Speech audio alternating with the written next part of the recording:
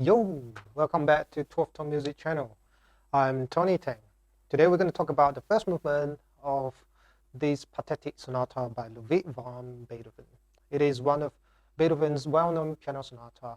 And we're going to talk about it from the musical aspect and technical aspect and see how they will fit with each other. Let's go. The word pathetic in this sonata doesn't really mean this sonata is pathetic. It got its name from Beethoven's publisher due to its tragic and expressive nature of this piece. So you can think of it as being emotional or passionate instead of pathetic. Generally, the sonata form is constructed in ABA form, but today we're not going to look at it in this way. We're going to look at it by comparing two contrasting themes in the first movement. So the first theme, grave, is solemn, murky.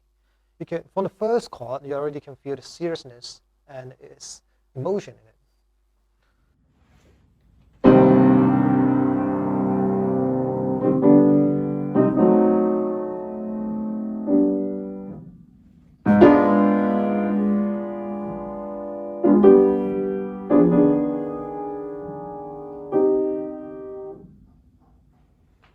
This first theme really reminds me of Bach, Partita No. 2 in C minor.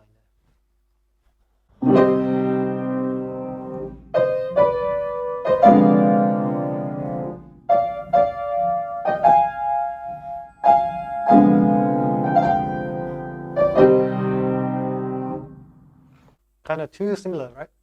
If you never heard of it before, I strongly recommend you to go to hear it one time. Now, the second theme is really different from the first theme.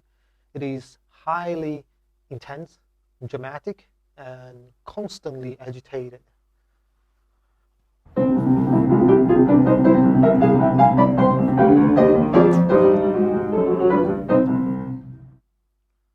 As you can hear it, these two themes are so different from each other.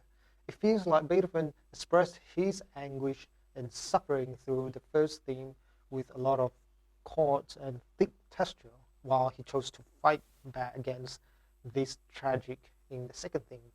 So it's because of these two very different characters in two themes intertwined throughout the first movement, it creates a lot of drama and tension. Now let's talk about dynamic in this piece, as it plays a big part in this sonata. Beethoven's dynamic is usually very extreme. I'm going to provide you some tips to practice the dynamic, especially the crescendo. The first, second, third, and the last rule, plan out your crescendo. When you see crescendo, you got to start engaging your brain and ask yourself a bunch of questions, like how many bars does this crescendo happen? From what dynamic to what dynamic? And what kind of musical effect are you looking for? And how to do it? For example, from bar 93 to 100, the crescendo happens within 7 bars, and from P to F, we are looking for some dramatic and explosive effect. How do we achieve that? First, we need to find out the dynamic level, that first note and the last note, and remember the dynamic level we start and we want to reach. And we will know how much we need to crescendo each note to reach the last note. So in this case, the first note, P, and the last note, then fill in the blank.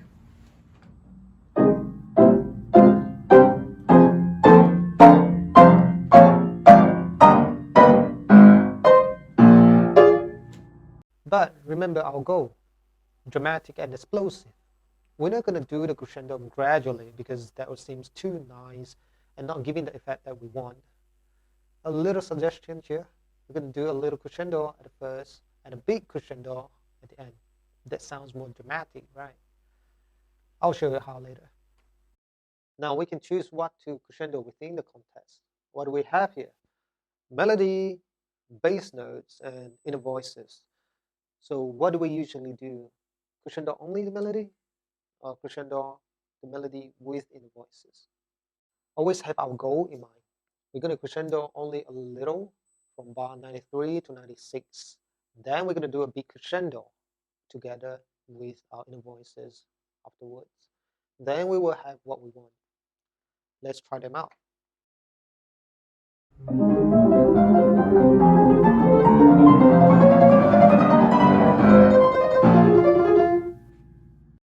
let's bring this dramatic effect of crescendo to the structural level. We're going to apply the same principle to bar 35 to 49. There are three phrases with only one indication, P to F. But it can't mean that we need to crescendo from P to F within these 14 bars with smoothly from P to F, because there are three phrases. So we will have three crescendos building on each other to achieve one big crescendo. Remember what we did just now to achieve the drama? We will apply the same principle to each phrase, but bear in mind, structurally. We will have three crescendos, and also each time is stronger than the previous one. Let me show you how to practice that. First, play the starting note of each phrase.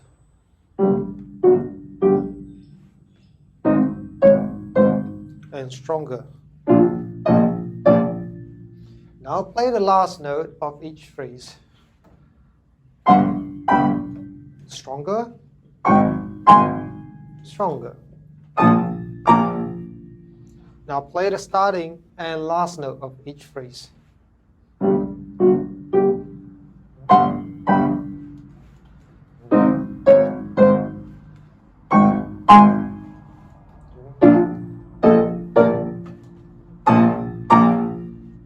Now play everything.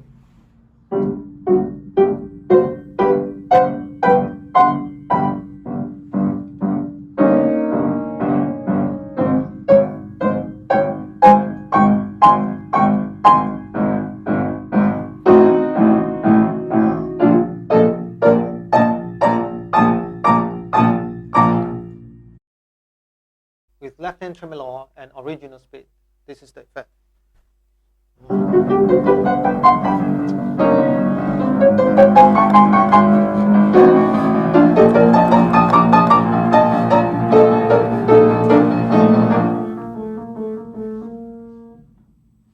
Let's talk about articulation in this piece. There are three different kinds of articulation. First is staccato, second is non-legato, and lastly we have legato. We're going to discover it one by one. First, staccato. Usually staccato will have a sense of bouncy and playfulness, but from what we know about this first movement, that is not the case. Intertwined with solemnity and agitation, it will seem really odd to have light-hearted element, a spiky staccato out of nowhere.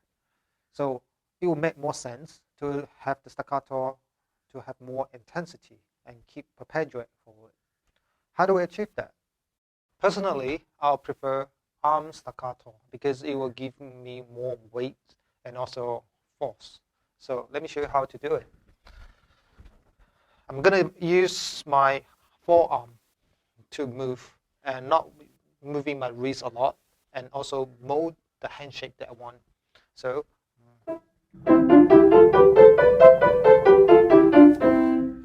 and we can apply it in this piece.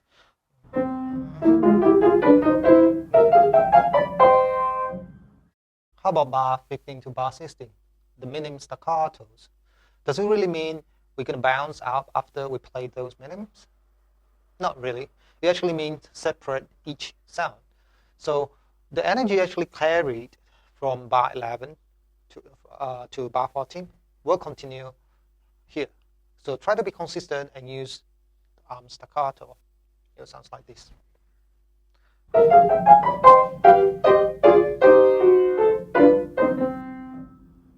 At bar 93 to bar 100 will have more staccatos. But these staccatos are quite different from the previous one we have seen.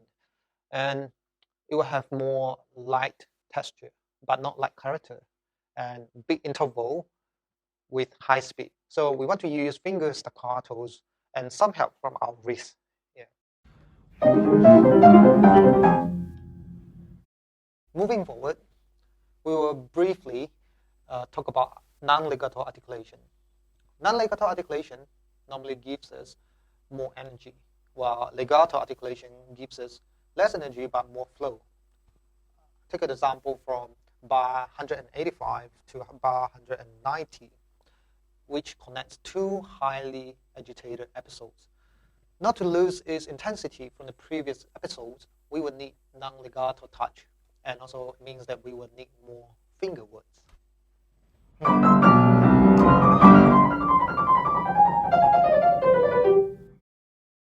And lastly, legato. We can take an example from 167 to 174. So here we have both hands at lower register, and the atmosphere here is really uneasy. We're anticipating something to happen. So how do we do that? By legato touch and also left pedal. But remember, we don't want the notes to be too articulate and too clear. Let's listen to it. This.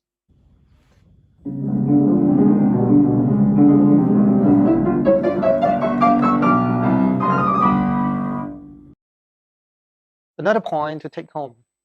This piece was written in 1798, which means Beethoven was transitioning from his early period to his middle period, from elegant and classic to more heroic and energetic style.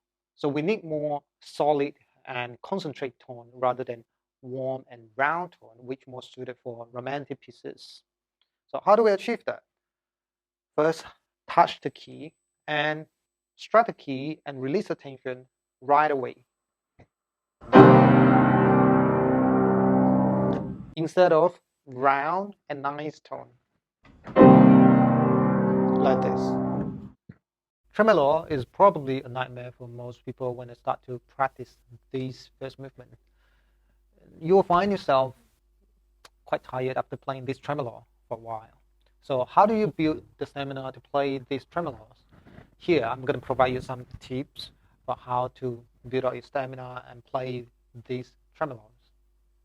The core principle for tremolo playing are hand shape and stamina. So to get the right hand form for tremolo playing, we'll need to find its pivot point for rotation and mold the hand shape. Now, take out your left hand and rotate like this. You'll find that your second finger is actually not moving a lot compared to other fingers. Like the second finger stays still. It means that this is your pivot finger when we do rotation. So when we find a pivot finger, we place it in the middle point of this pinky and thumb, so that it will keep it balanced. And after that, we need to mold it, try to put it nicely so it won't get out of shape. But it's still quite challenging for the pinky to work against a big thumb like that. So we need some help for the finger 3 and 4.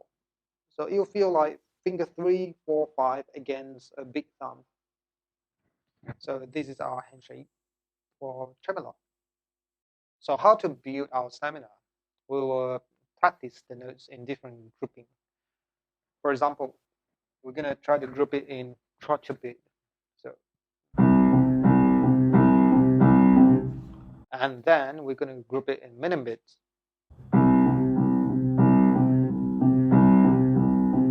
And even longer semi-brief.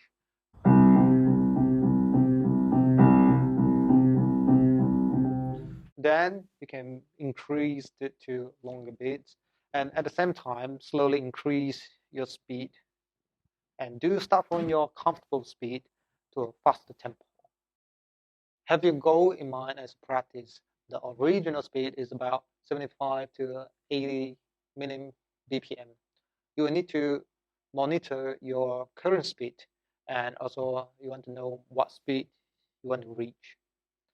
Another way to practice is you need to practice at the original speed, but at a smaller group. So for example, one group of 3, group of 5, group of 7. So this is to train your finger strength and also to build its explosiveness, and also to build your stamina over a smaller group. Have fun to try them out. Here comes the bonus tips. Beethoven's music is always speaks through silence. For example, the coda section, bar 299 to bar 310. If you move too much, you won't feel the intensity inside it. The ending bar even is actually a whole bar rest with fermata. So what does that even supposed to mean? In the silence, the music is still moving. Feel the intensity, freeze your movement. The music only ends when you unfreeze it. To perform Beethoven's music, you will need high performing skill.